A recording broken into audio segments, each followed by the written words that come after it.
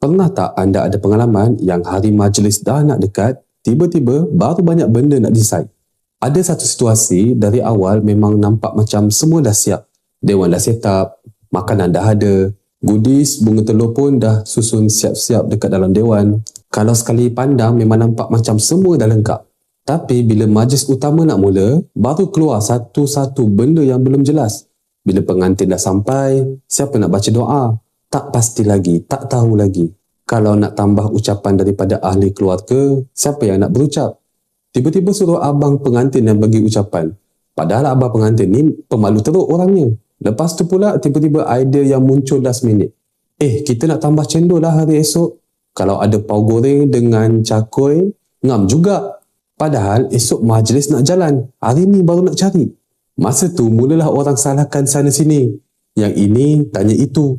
Yang itu pula tunggu arahan. Yang seorang lagi ingat benda tu dah settle. Rupanya belum lagi. Bila banyak benda baru yang diputuskan last minute, suasana majlis pun susah nak jadi tenang. Benda yang sepatutnya boleh diputuskan awal, dibiarkan tergantung. Sampai mengharapkan orang lain yang settlekan walaupun tak disuruh. Sebab itu antara kesilapan biasa yang dibuat ialah apabila banyak benda baru yang diputuskan last minute. Bukan semua benda kena detail sangat. Tapi kalau melibatkan perkara-perkara yang penting, memang kena buat keputusan awal. MC pun lebih senang nak bawa flow sebab dia tak perlu nak adjust benda yang last minute.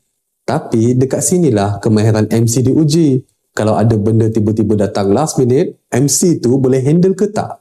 Sebab itu bila orang nak pilih MC, jangan cari yang hanya sekadar mengumumkan ketibaan ataupun mengumumkan acara.